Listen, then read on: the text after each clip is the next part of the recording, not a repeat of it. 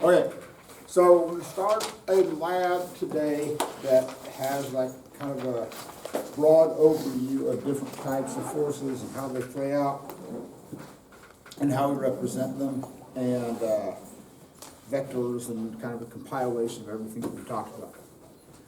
So the first part of the lab is going to deal with friction. And so this is what we talked about yesterday. So you all had this fancy equation on your equation sheet that says mu times force normal.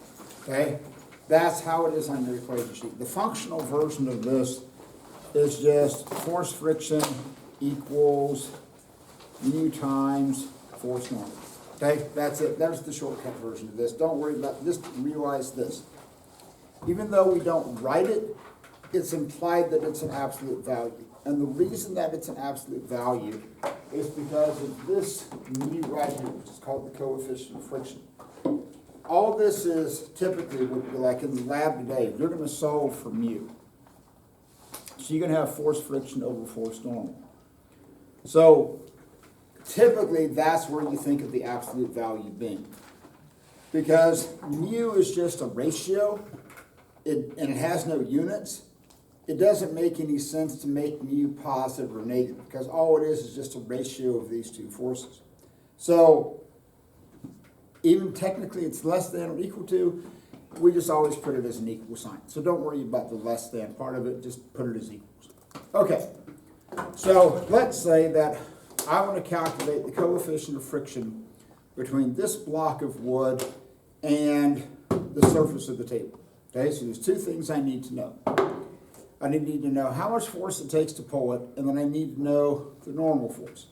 So neither one of which are completely known right from the get-go.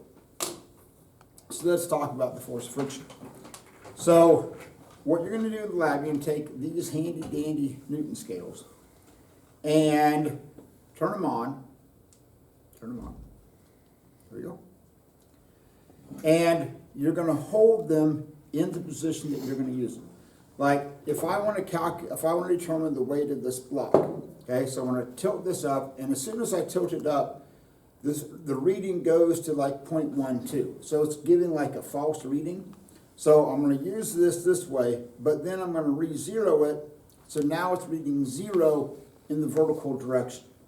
So to get the weight of the block, I'm just going to hold this up, and I get 3.76 newtons.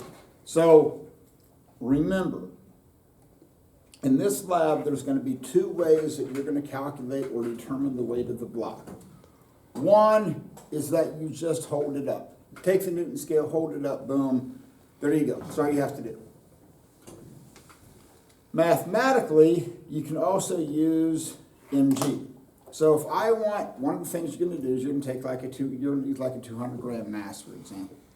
So if I want to figure out what a 200 gram mass weighs, and again, in a physics classroom, weight is a measure of force. It is a measure of newtons. It is not in kilograms. It is not in pounds. It is not in grams. Okay? So when you're talking about a gravitational force, that has to be in newtons. So in this situation, I would take 0.20 kilograms times g. If you want to write g out as 9.8 meters per second squared, you can, or you can just put it as g. And trust me, you're going to get 1.96 newtons, okay? So if I say, what is a 200 gram mass weigh? Do not tell me, 0.2 kilograms. No, that's its mass. So when I ask for what does something weigh, it's a force. Now,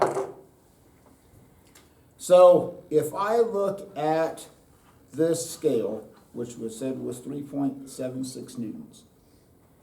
So one of the things you need to begin to do is look at the situation in terms of force vectors. Okay, initially, this block is just going to sit here. Okay, cool. So here's the block. I've got my FG. Now typically, your gravitational force is defined as being a negative value because that's acting down. So to balance that out, you have your normal force, which in this case is going to be a positive 3.76 newtons. Now, technically, force normal equals Fg cosine theta. Technically, there's a cosine theta part on there. Technically. Don't worry about it for now, because we're going to be on a flat surface, okay? So on a flat surface, you're taking the cosine to 0 degrees. That's 1. Don't worry about it. So this is why, as soon as you know the weight of an object, whether it's this block, whether it's a 200-gram mass, as soon as you know what it weighs, you automatically know what the normal force is, assuming that it's sitting on a table, okay? So that's the easy part. So now I got my normal force, 3.76 newtons. But what I have to calculate is the force friction. So what you'll see throughout the course of this lab is that there's 3 different ways you can calculate, just like this Kleenex roll. So there's 3 different ways you can calculate or determine your force friction. Here's the simplest method. Is that you take your Newton scale, and again, now I'm going to be using this horizontally. So I'm going to hold it horizontally, and technically this is reading like negative 0.12. So I'm going to hit that 0 button. So now that it's reading 0.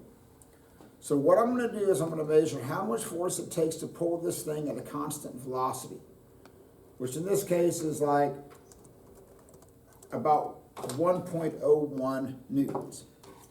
So listen to me, listen to me, listen to me, listen to me, listen to me. Every force problem can only do one of 2 things. It's either constant velocity and all the forces add up to equal to 0, or they don't add up to equal to 0 and you accelerate. Every force problem will only fall into one of those 2 categories. So if you're into flow charts, you go, does it accelerate? No. Boom. All the forces add up to equal to 0. Does it accelerate? Yes. Forces don't add up to equal to 0. That's it. That's it. And then if it accelerates, what are the only 2 things that it can do? Speed up or slow down. Speed up or slow down. That's it. Every force problem either speeds up or slow down, and the forces don't add up to equal to 0, or they're at a constant velocity, and all the forces add up to equal to 0. That's it. That is the only thing I can do. All right. So in this situation, I pulled the block with a force of 1.01 newtons. And I'm going to call that force applied. Now, typically, we're going to be talking about 2 different types of mafia. The friction mafia and the gravity mafia, okay? So in this situation, because I'm pulling it at a constant velocity, well, what do all the forces have to add up to? Do not make this difficult. Positive. Not 0. 0, okay? You don't have to add up to pi. You don't have to add up to negative, square root of negative 1, okay? You don't have to take derivatives, okay? You just have to make it add up to equal to 0. So if I've got negative 3.76 and positive 3.76 and a force applied of 1.01, well, what's the value of my frictional force? 1.01 negative. There you go. So my force friction going this way is going to be negative 0.101 newtons. Now, everything adds up to equal to 0. Miracle of miracles, here you go. Okay, it's going to move at a constant velocity. So one of the things you do on the lab is that you're going to have a situation like this, and I'm going to ask you to draw this out as a free body diagram. So when I say draw a free body diagram, which I'm going to, this is what I want. Okay, it's going to look like a plus sign. You draw all the forces acting out from a common center. You're also going to draw this to a scale, like you might let 1 centimeter equal a newton, something like that. And that's cool if the newtons are like normal, like, you know, like 1 to 10, something like that. If these are really small, like if let's say that had been like 0.5 newtons, if you get small values, I would change the scale, and I would maybe let like 2 centimeters equal Newton. Because if you just try and draw like a 0.5 centimeter long vector, it's like real annoying for me to grade, and it's really, really tough to draw precisely.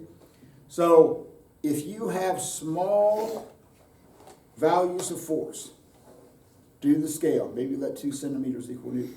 Now, the other side of it is if you have big forces, like 14, 18, 20, something like that, then I suggest you reverse that process. Then you might let 2 newtons equal a centimeter. So instead of drawing, let's say you had 10 newtons.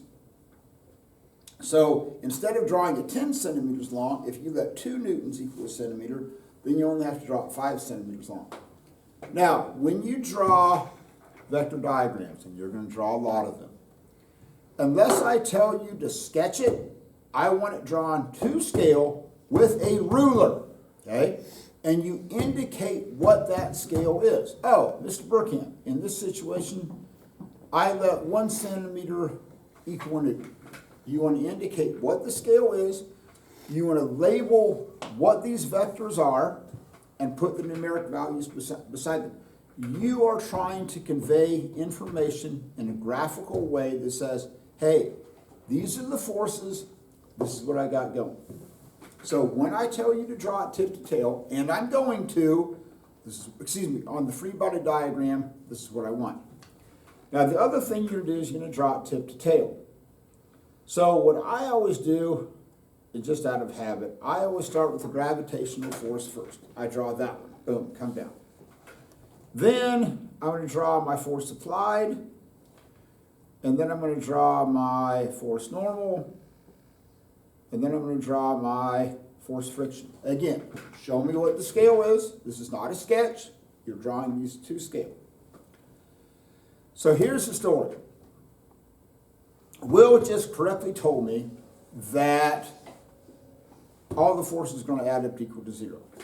What that means is that when I draw them in a tip-to-tail method, I end up back at the origin. Okay? So constant velocity is shown by 2 things. All the forces add up to equal to 0. Draw them tip to tail, you end up back at the origin. Okay? Cool with that?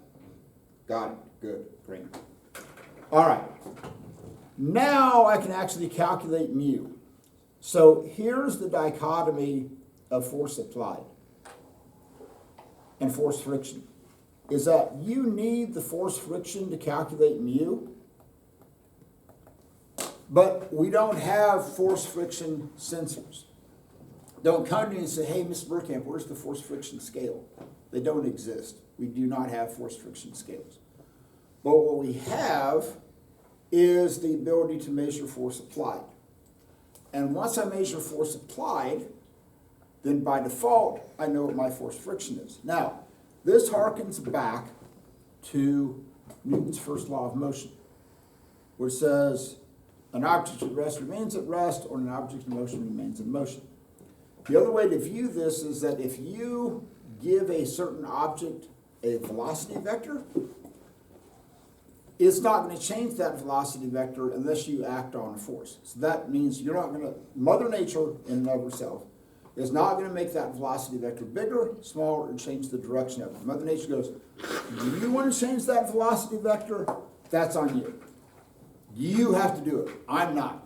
It's not my gig. Okay, I got an entire universe to worry about. If you want to change the velocity vector of a block of wood, I got other things to worry about. You do it.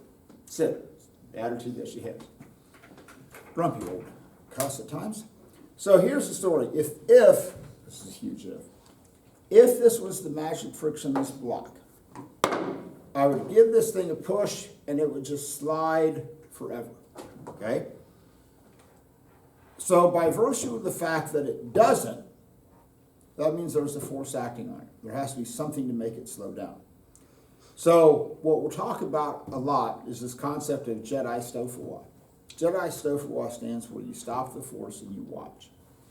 So if I'm pushing this thing and I stop pushing it, and then I watch what happens, and I see it begin to accelerate, that means there has to be some external force acting on the system.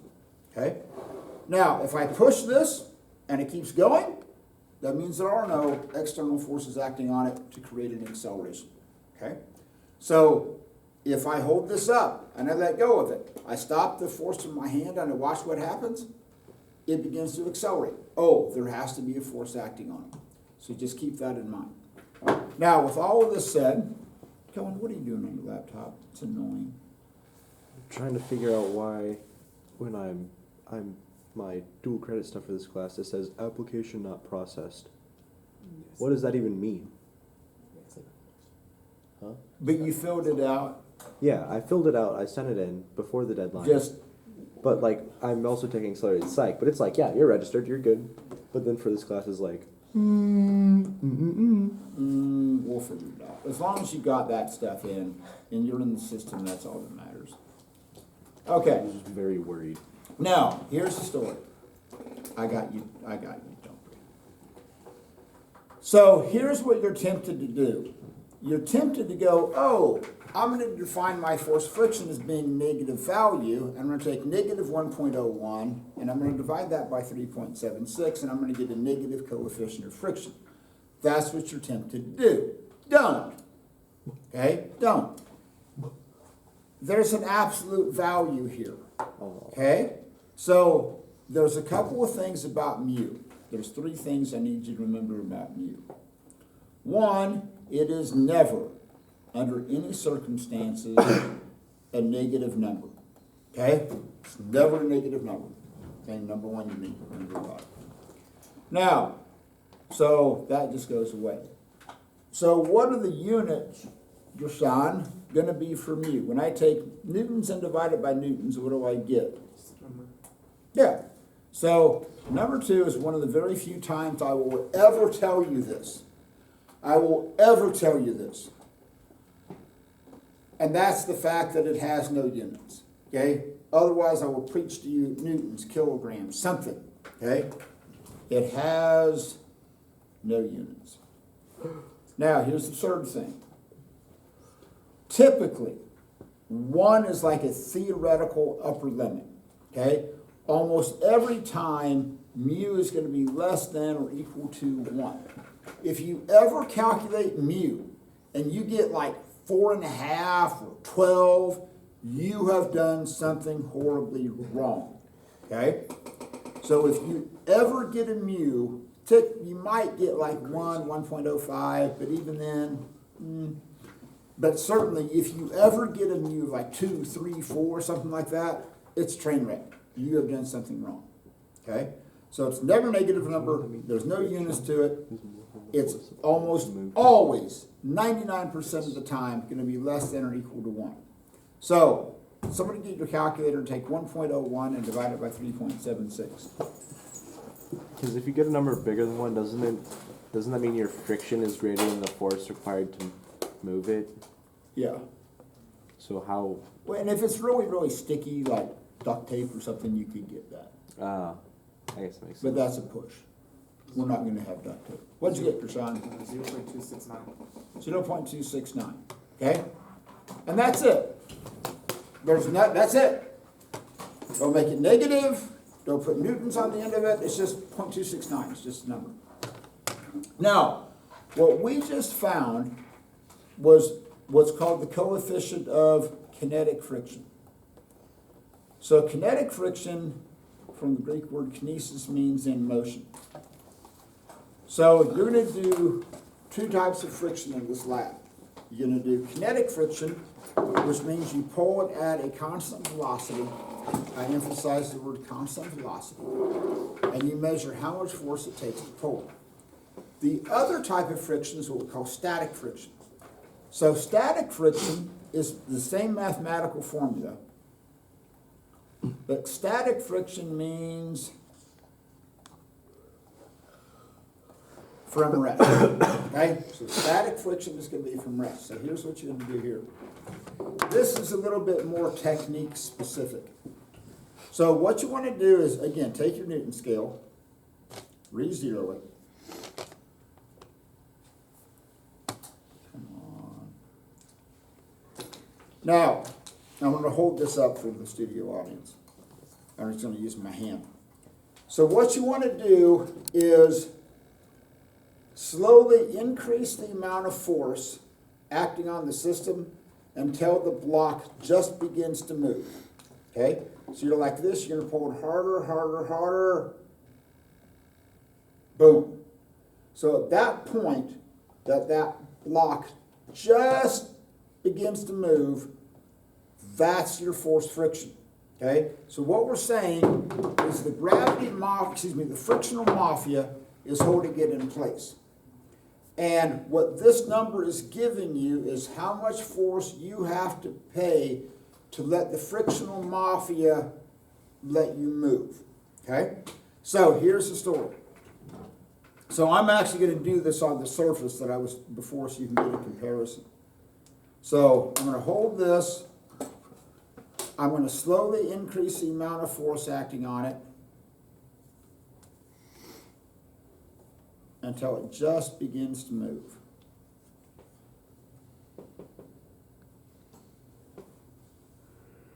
Which is like 1.80, okay? So to calculate my coefficient of static friction, I'm going to use the exact same thing. Now I'm going to take 1.80 newtons. It still weighs the same. So Gershon, take 1.8 and divide it by 3.76. So 0.479. 0.479. 79. Now, typically, although not always, typically your static friction is going to be greater than your kinetic friction. Mainly because Mother Nature goes, dude, the block's sitting there. I don't want it to move. So Mother Nature itself is resisting this motion. And then you've got the frictional mafia, which is going, you good boy, I want you to move, okay? So you have two things that are working against you, right? It's going, we want to hold you at rest, and the frictional mafia is trying to hold you down. So not always, but typically, your static friction is going to be bigger than your kinetic friction. So to get the coefficient of kinetic friction, you take it, you pull how the force it takes to pull it at a constant velocity. You get static friction, you put it at rest, you increase the force.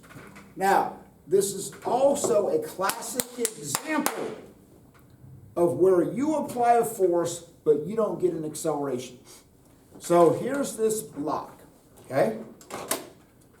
And here's how this door swings both ways. If I tell you that here's a block of wood, and the coefficient of static friction is 0.479, and I tell you that the block weighs 3.76 newtons, I could ask you to say, okay, how much force has to be applied to make the block move? So here's what I want you to see. The first way that we discovered how I can determine my force friction is just to pull it, okay? I pull it. How much force does it take? It's a measured value, okay? That's the first way. The second way that I can determine my force friction is use the formula mu times force normal equals force friction. So I can calculate it. So if I know what my coefficient of friction is, I can multiply that by my force normal and get my force friction. So if I take 0.479,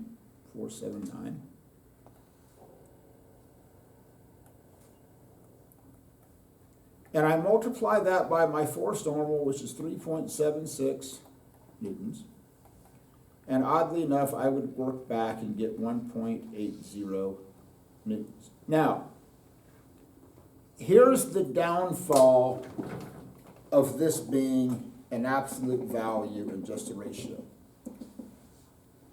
Mathematically, you are never going to generate a negative force friction, okay, as a pure calculation.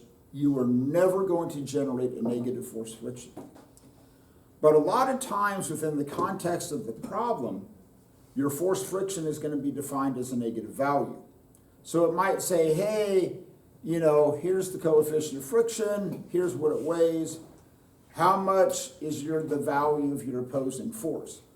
So if you are moving with positive velocity and you're looking at that forced friction, then you're gonna have to look at it in the context of the problem and go, oh, I'm gonna have to make that negative to fit within the context of the parameters of the problem. So this will never get you a negative value. But a lot of times you need to look at the problem and go, does it make sense to define this as being a negative value? So here's the story. So this is 1.80 newtons, okay? That tells you how much you have to pay to the gravity mafia. So you got to go to Big Tony and slip Big Tony $1.80 and go, mind if I move? Tony's going, you're a good boy. You can go ahead and move. You get your blessings. However, you're short. You go to Big Tony and go, Tony, greetings to you, Godfather. I only have $1. What's Big Tony going to do?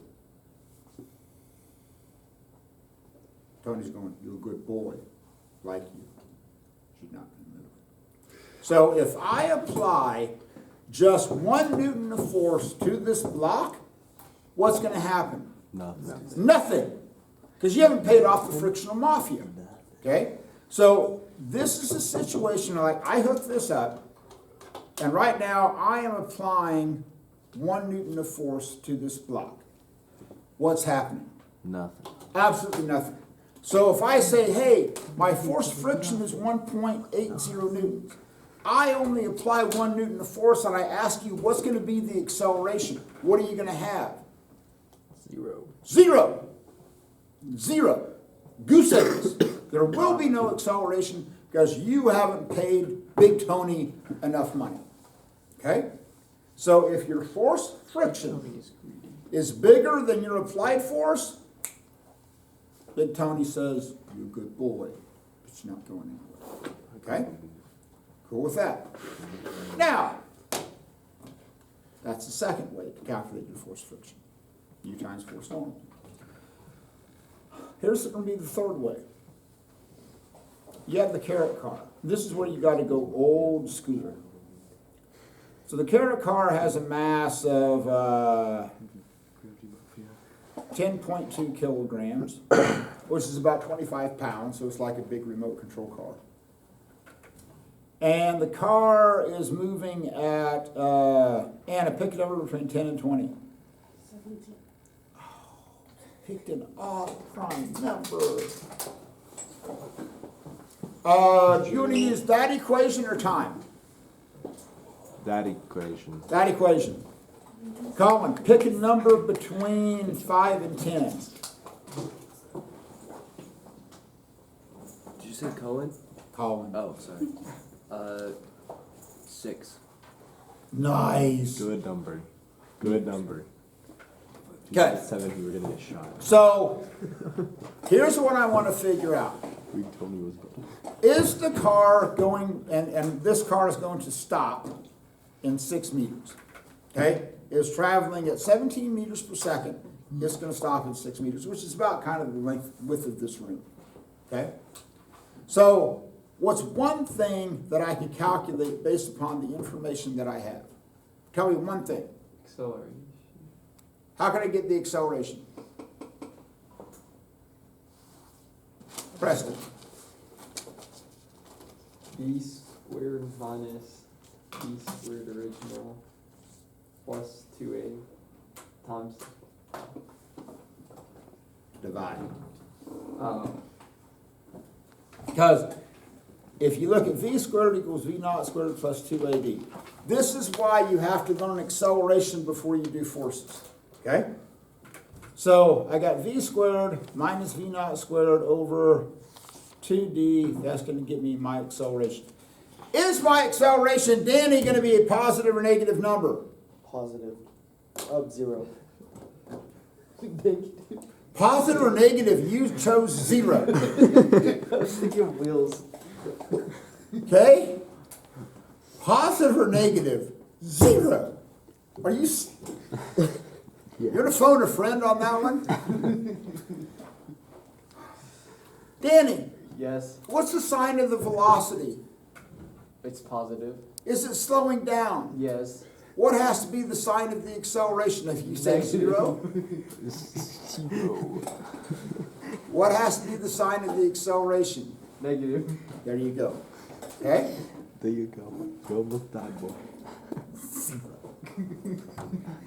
Now, here's where a whole bunch of things need to be formed into a big picture. So I'm going to have 0 squared, Deshaun, get that calculator out. And we got 17 squared, which just pains me to write, but we'll go with that, Anna. And then we're going to divide that by 2 times 6 meters. So what do you get? Negative 24.1. Negative 24.1. Cool, okay. Maybe 0. So you really get that big a number? It's like 17 squared is 289, and 289 divided by 12. Okay, we're going to change this to 16 meters. Because otherwise we're going to get numbers that don't make any sense. Change that to 16. That's 9.03. Okay, that's still big, but we can look at that. Okay, meters per second squared. Cool. Now here's the reason why, because your car tires typically can't generate that much acceleration. Okay? Now, here's what I want to look at. What's this going to look like on a velocity time graph? I just want the general shape. Something like this. Hold on. My pen. I was just thinking my pen was doing really well today. No, it's not. Okay. Danny, what's the slope of the line? Positive or negative? Negative. Negative. Because it's slowing down with positive velocity. Right? So here's the story. The car accelerated. True? Yes. What's required for an acceleration? A force. An imbalanced force. Okay? Without that, Mother Nature goes, I'm just going to keep moving. So here's the story. How does that acceleration that Gerson just calculated fit with that velocity time graph? It's the slope. Thank you. Between Danny's answer of 0 and I don't know. How does the 16 meters, Anna, how does that 16 meters fit with that velocity time graph? That's the area underneath the line. Beautiful. Okay? That represents 16 meters. I don't know what the time is. I don't care what the time is. It's not part of the story. So here's the story. Here's this car, and I want to draw all the forces acting on the car. Okay? Preston, what's one force acting on the car? Friction. Which direction is it going to act? Opposite direction of motion, right? Okay? So my force friction is going to act this way. I don't know what it is, but I can get there. That's one of them. Cohen, what's another force acting on the car? Gravity Acting down. technically towards the center of the earth. Okay? What's the last force, Will Stanley? Normal force. Normal force. Now, do I have enough information to calculate the gravitational force? Gershon, what would I do? 10.2 times 9.8. Yeah, so do that. Take 10.2 times 9.8 meters per second squared. It's like 100. Exactly. Okay, 100 meters. Okay? So, if you want to make that negative, that's cool, because that's the gravitational force acting down. So Preston, what's the value of my normal force? 100 newtons. Now, is there a force pushing it in the direction that it's moving? You sure? You should be. Yes. Yes.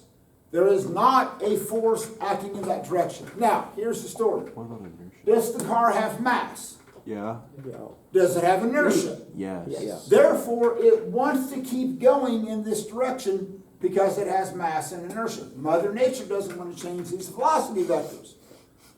So, by virtue of the fact that it does begin to slow down, that means that there's an imbalanced force. So do not confuse inertia as a force. Inertia is not a force. Inertia is just the tendency of an object to resist acceleration. And the more stuff it has, the harder it is to make it speed up or slow down. Okay, that's it. So, I got this, I got negative 100, 100.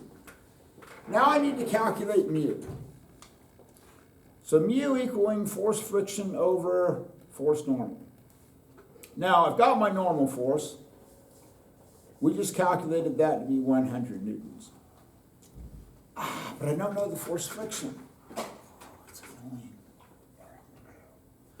The big sign back there says what? Force equals Force equals mass times acceleration. Do you know the mass of the car? Yes. Did we calculate the acceleration? Yeah. Yeah. What? So, one way I can calculate, here's the third way to calculate force friction, is that I can just use mass times acceleration. Okay? There you go. So, Gershon, take 100.2 and multiply that by 9.03.